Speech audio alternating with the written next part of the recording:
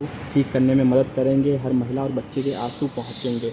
हम वहाँ पर कभी भी लोगों के लिए अशांति नहीं फैलने देंगे, प्यार और शांति वापस लाएंगे। मणिपुर में भारत के विचार का पुनर्निर्माण करेंगे। किस तरीके से देखते हैं इस चीज़ को? नहीं, राहुल जी ने सही कहा, क्योंकि मोदी जी चाहते हैं कि जैसे गुजरात में पोलराइजेशन हो गया हिंदू मुस्लिम का, वहाँ भी परमानेंटली क्रिश्चियन और हिंदू के बीच में झगड़ा हो जाए। इसीलिए वो गए ही नहीं, पूरे दुनिया घूम लिया, चुनाव प्रचार कर रहे, मणिपुर गए नहीं। और वीडियो अगर नया होता तो वो भी न बोलते, और बोला भी तो मणिपुर का नहीं बोला, दूसरे राज्यों का भी बारे में बोला। उसके बाद में संसद के अंदर आके नहीं बोल रहे हैं। अमित शाह संसद में इस मुद्दे पर नहीं इसलिए वक्तव्य दे सकते हैं कि वो लीडर नहीं है। लीडर कौन होता है? प्राइम मिनिस्टर होता है। इतनी बड़ी घटना है, उसके ऊपर क्या ये अपने इनके लिए छोटी मोटी बात है? चिड़िया मर गई है, या तो पशु का मामला है कि ये तो छोटा मामला है, मुझे नहीं बोलना चाहिए। तो संसद के अंदर क्यों नहीं बोलते आकर के मोदी जी?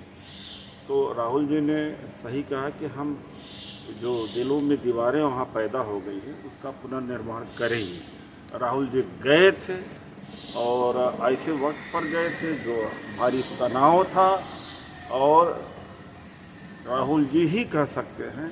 और जब तक उन लोगों के बीच में नफरत दोनों वर्गों के अंदर है, तब तक बड़ा मुश्किल है शांति स्थापित करना।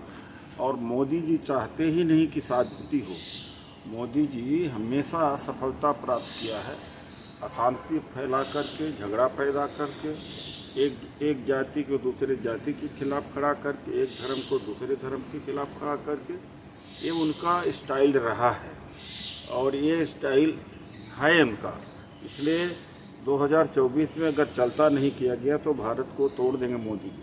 सर, भारतीय गठबंधन की पार्टियां भाजपा के खिलाफ अविश्वास प्रस्ताव पत्र लाने की तैयारी में है। किस तरीके से देख रहे हैं इसको कदम को?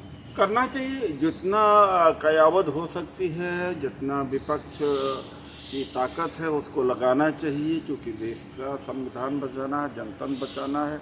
अगर ताकतें नहीं लगाते हैं, चाहे बेरोजगारी का मुद्दा हो, महंगाई का मुद्दा हो और किसानों की समस्याएं हों, तो विपक्ष फिर अपनी भूमिका अदा करने में फिर असफल माना जाएगा। सर, अविश्वास प्रस्ताव पत्र को लेकर संसदीय कार्य मंत्री प्रहलाद जोशी का भी बयान आया है कि पहले कार्यकाल के दौरान भी अविश्वास प्रस्ताव पत्र लाया गया था, लेकिन जनता ने उन्हें सबक दिया। सीटें भाजपा की 282 से बढ़कर 303 हो गई और अब की बार दोबारा से जनता सबक देगी, 350 से ज़्यादा सीटें आएंगी। चलिए, वो कहते हैं। अभी तो एनडीटीवी का सर्वे रहा है और जिसमें मोदी जी के खिलाफ 83% और जो अभी विपक्षी मोर्चा बना है अर्थात 83% पर है।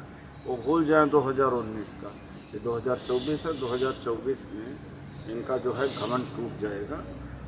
वो स्थिति नहीं रही। पहले विपक्ष इकट्ठा नहीं था, अब ये घबराए हुए हैं। इनकी मनस्थिति खराब हो गई है और अनाप शनाप बोल रहे हैं। सर, पीयूष गोयल का संसद में कहना है गृह मंत्री अमित शाह मणिपुर मुद्दे पर बोलेंगे। हम राजस्थान, छत्तीसगढ़, पश्चिम बंगाल और मणिपुर में महिलाओं के खिलाफ हो रहे अत्याचार पर भी चर्चा करेंगे। इसके मतलब है कि लगभग 1 लाख लोग जो मणिपुर में विस्थापित हो गए, 150 लोगों मार दिए गए, हजारों लोगों का घर जला दिया गया है, तंबुओं में रह रहे हैं। बलात्कार के मामले तो जानते हैं। इससे ज़्यादा क्या घिनौनी सोच हो सकती है कि जो का हो, बंगाल का हो या तो राजस्थान, उसका इससे तुलना करना, इसी से लगता है कि यह इनकी कितनी निम्न स्तर की सोच है। सर, स्मृति ईरानी का बयान आया कि गृह मंत्री अमित शाह ने कहा कि वह चर्चा के लिए तैयार हैं और वो केवल गृह मंत्री नहीं, आंतरिक सुरक्षा के प्रभारी मंत्री भी हैं। विपक्ष मणिपुर संकट के बारे में सच्चाई क्यों छुपाना चाहता है? मैं विपक्ष से अनुरोध करती हूं कि मणिपुर मुद्दे पर चर्चा करें। ऐसा है कि इस देश के प्रधानमंत्री शौचालय से उद्घाटन, वंदे भारत का उद्घाटन, नौकरियां बांटने का, और जो सम्मान निधि है, किसान सम्मान, पूरा दिन भर बोलते रहते हैं, तो मणिपुर उनके लिए एक छोटा सा, तो प्रधानमंत्री क्यों नहीं बोलते, इसका क्यों नहीं जवाब देते? सर, निशिकांत दुबे का बयान आया है कि भारतीय राष्ट्रीय कांग्रेस की स्थापना एक विदेशी नागरिक एओ ह्यूम ने की थी। मुजाहिदीन खुद को इंडियन मुजाहिदीन कहते हैं, पीएफआई खुद को पॉपुलर फ्रंट ऑफ इंडिया भी कहता है। नाम के साथ भारत जोड़ना फैशन बन गया है। विपक्षी दल शहरी नक्सलियां और खुद को वैध बताने के लिए भारत जोड़ रहे हैं। उन्होंने जो खेलो India, digital India, startup India, stand up India किया था, तो क्या मुजाहिदीन से जोड़ा था उन्होंने? क्या ईस्ट इंडिया से जोड़ा था? वो इंडिया कहें तो सनातनी, हम कहें तो ईस्ट इंडिया। वाह भाई वाह, वो कहें तो सनातनी। सर, मनोज तिवारी का भी इस पर बयान आया। उन्होंने कहा अपने नाम के में इंडिया का इस्तेमाल करके उन्होंने दिखाया कि यूपी और कांग्रेस जैसे नामों के प्रति उनकी नापसंदगी है। इसके साथ ही संजय सिंह पर भी उन्होंने हमला करा कि वह संजय सिंह उच्च सदन में पहुंच गए हैं, लेकिन उनके व्यवहार ऐसा लगता है कि मानो सड़क का लफंगापन जैसा। इन्हें इंडिया से नफरत है, मनु व्यवस्था लाना चाहते हैं। भारत तो इंडिया से ही नफरत है। भारत इंडिया के लिए लड़े नहीं थे, इन्हें क्या मालूम। और एक बात है, वो संजय सिंह को वो बताएंगे। मैं बीजेपी में रहा हूँ, देखता हूँ कि बीजेपी के एमपीओं की औकात नहीं बोलने का, उनका अभ्यास नहीं है, हिम्मत नहीं है। संजय सिंह एक लड़ने वाला व्यक्ति है, उसको ना पढ़ाएं तो ज़्यादा अच्छा। सर, राजस्थान के पूर्व मंत्री राजेंद्र गुणा का बयान आया है कि अगले 5 से 7 दिनों में हम एक बड़ी रैली करेंगे, जिसमें करीब 50,000 लोग आएंगे। रैली के बाद हम तय करेंगे कि हमें क्या करना है।